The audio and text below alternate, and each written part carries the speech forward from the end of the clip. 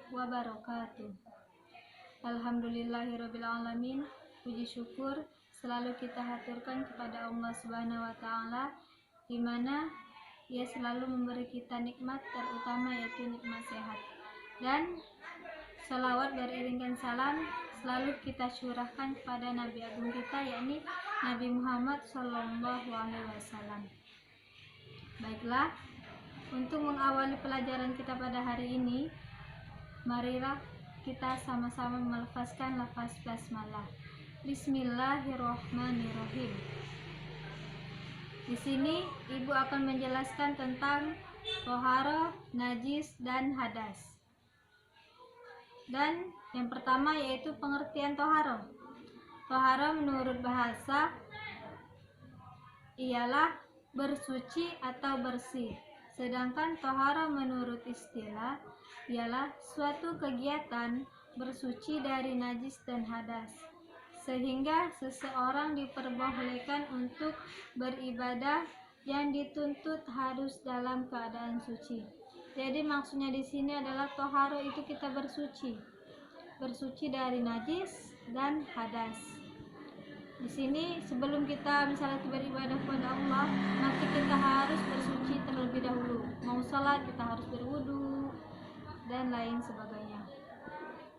Adapun dalil tentang bersuci dalam Quran surah Al-Muddathir ayat 4 dan 5 yang berbunyi Bismillahirrahmanirrahim, wa thiyabaka fatahhir wa rujza fahjir, yang artinya itu, dan pakaianmu bersihkanlah dan tinggalkanlah perbuatan dosa. Jadi anjuran dari surah Al-Mudaththir ini yaitu perintah bersihkanlah pakaian dan tinggalkanlah perbuatan dosa. Adapun yang kedua, pengertian najis. Najis berasal dari bahasa yaitu kotoran. Sedangkan najis menurut istilah ialah suatu benda yang kotor yang mencegah sanya mengerjakan suatu ibadah yang dituntut harus dalam keadaan suci. Jadi maksudnya di sini adalah najis itu kotoran seperti tahi ayam, kencing anak bayi. Nah, di mana najis ini mencegah sahnya kita dalam beribadah. Maka dari itu sebelum kita itu beribadah, kita harus bersuci terlebih dahulu agar najis dalam diri kita ini hilang. Dan yang selanjutnya itu macam-macam najis. Di sini macam-macam najis itu ada 3. Pertama, najis muhaffafah atau yang disebut dengan najis ringan. Contoh dari najis muhaffafah ini seperti kencingnya bayi anak laki-laki yang belum berumur 2 tahun dan dia itu belum makan sesuatu apapun kecuali ASI dari ibunya. Jadi cara membersihkan najis muhaffafah ini yaitu dimana air kencingnya itu cukup hanya dengan percikan air saja. Dan yang kedua itu najis mutawasito atau disebut juga dengan najis ringan, najis sedang, dimana yang termasuk dalam najis sedang ini ada bangkai binatang, darah yang berdarah, yang kedua darah, yang ketiga nanah, yang keempat muntah, yang kelima kotoran manusia dan hewan, dan yang terakhir yaitu arak atau khamar. Dan najis mutawasito ini terbagi lagi menjadi 2. Ada najis hukmiyah. Najis hukmiyah ini adalah dimana najisnya itu tidak nampak wujudnya itu, tidak nampak zatnya itu. Seperti contohnya itu kencing yang sudah kering, tidak ada wujud dan tidak ada rasanya lagi. Adapun cara mensucikan najis hukumnya ini tadi kan tidak nampak, jadi kita itu harus mengalirkan air di mana di tempat terkena najis itu tadi. Dan najis ainiyah. Najis ainiyah ini adalah najis yang tampak zat dan wujudnya.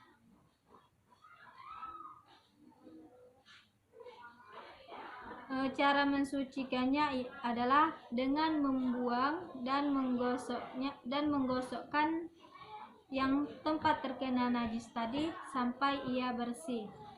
Dan yang terakhir yaitu najis mughallazo. Najis mughallazo ini disebut dengan najis berat. Contohnya itu anjing dan babi. Dan cara membersihkan najis mughallazo ini adalah dengan 7 kali mencuci tangan. Pertama itu harus kita menggunakan tanah, dan yang kedua itu kita memakai sabun. Jadi 1 kali itu memakai tanah dan 6 kalinya itu kita memakai sabun. Itu cara membersihkan najis mughallazo. Selanjutnya, pengertian hadas. Hadas menurut bahasa Arab yaitu peristiwa atau sesuatu yang terjadi. Dan yang kedua, menurut istilah ialah keadaan tidak suci bagi seseorang sehingga menjadikannya tidak sah dalam melakukan ibadah. Jadi maksudnya di sini adalah hadas itu adalah diri seseorang itu dalam keadaan tidak suci, sehingga kalau dia ingin beribadah seperti sholat, berpuasa, maka ia tidak sah kalau ia masih berhadas. Adapun selanjutnya macam-macam hadas. Hadas di sini terbagi menjadi 2. Yang pertama hadas besar dan yang kedua hadas kecil. Hadas besar yaitu suatu keadaan seseorang tidak suci, dan supaya ia menjadi suci maka ia harus mandi besar, atau kalau tidak ada air untuk mandi maka ia bisa diganti dengan tayamum.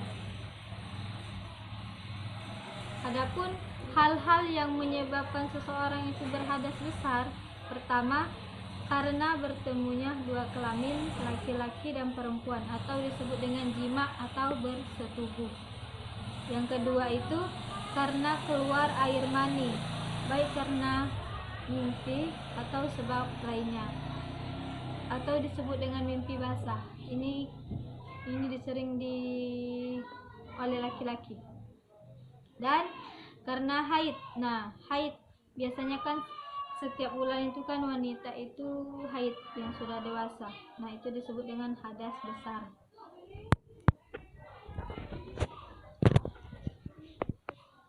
Lalu yang kedua itu hadas kecil. Hadas kecil yaitu keadaan seseorang tidak suci, dan supaya ia menjadi suci maka ia harus berwudu, dan apabila tidak ada air maka diganti dengan tayamum.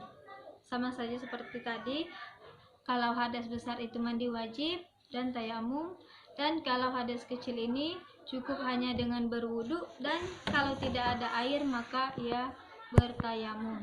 Adapun penyebab hadas kecil ini, yang pertama karena keluarnya sesuatu dari lubang, yaitu kubul dan dubur, atau kita itu kencing, kentut, BAB. Nah, itu disebut dengan hadas kecil. Yang kedua, karena hilangnya akal yang disebabkan mabuk, gila, atau sebab lainnya. Jadi maksudnya hilang akal di sini adalah misalnya itu kita itu mau sholat. Nah, kita mau sholat terus kita itu tertidur dan tidak sadarkan diri lagi, maka itu menjadi hadas kecil, dan sebelum sholat kita harus berwudu lagi terlebih dahulu.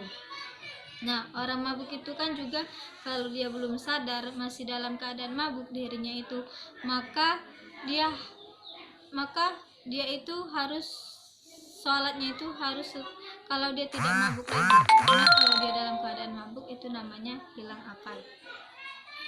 Dan persentuhan antara laki-laki dan perempuan yang bukan mahramnya. Nah, maksudnya di sini adalah dimana kalau kita mau sholat bersentuhan dengan laki-laki yang bukan mahram kita, maka wudhu kita itu batal dan kita harus mengambil air wudhu lagi. Dan yang terakhir itu karena menyentuh kemaluan. Nah, kalau kita menyentuh kemaluan itu berarti wudhu kita batal. Dan selanjutnya pembahasan yang terakhir yaitu macam-macam air, di mana macam-macam air ini terbagi menjadi 5. Yang pertama itu air mutlak, yang artinya suci dan mensucikan. Contoh air mutlak ini seperti air sungai, air hujan, air salju, air sumur, pokoknya airnya itu yang sah dibuat untuk bersuci. Dan yang kedua, air makruh atau disebut air musyamma. Air musyamma ialah air yang dipanaskan pada terik matahari dalam logam yang dibuat dari besi baja, tembaga, aluminium, yang masing-masing benda logam itu berkarat. Air musyammas ini kalau dibuat untuk kita berwudu, maka itu hukumnya menjadi makruh. Yang ketiga itu air tohir ghairu mutahhir, yang disebut suci tetapi tidak mensucikan. Maksudnya di sini adalah seperti air teh, air kopi, air susu. Air itu kan suci tetapi tidak dapat mensucikan. Maksudnya itu kalau untuk dibuat air wudhu, maka air tersebut tidak dibolehkan. Yang keempat yaitu air mustakmal. Air mustakmal yaitu suci yang kurang dari 2 kula yang sudah dipergunakan untuk bersuci walaupun tidak berubah sifat atau air suci yang cukup dari 2 kula yang sudah dipergunakan untuk bersuci dan sudah berubah sifatnya.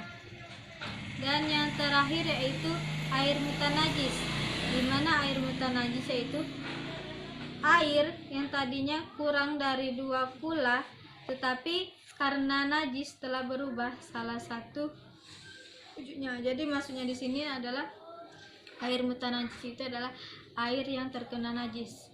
Misalnya itu di airnya itu dimasukkan najis atau dipinum oleh anjing, seperti itu airnya itu, maka tidak sah kita menjadikannya air wudhu. Baiklah, mungkin itu saja penjelasan dari saya. Kurang dan lebihnya saya memohon maaf kepada Allah. Marilah sama-sama kita memohon ampun. Akhirul kalam, wassalamualaikum warahmatullahi wabarakatuh.